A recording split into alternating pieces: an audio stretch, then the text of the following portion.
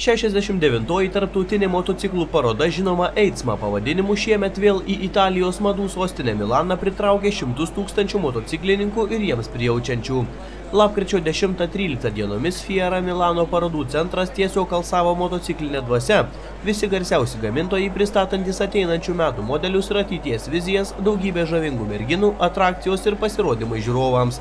Ir tai tik mažoji EICMA dalis.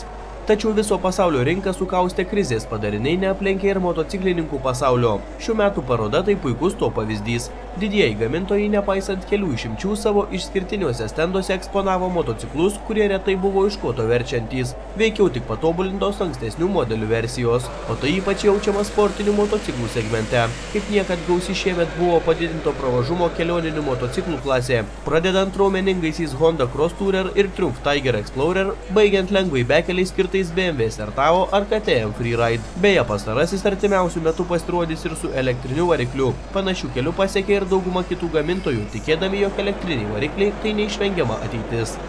Jei ankstesnėse parodose galėjome išvysti tik neišbaigtus konceptinius modelius, tai šį kartą jau galėjome įvertinti ir masiniai gamybai paruoštus elektrinius motociklus.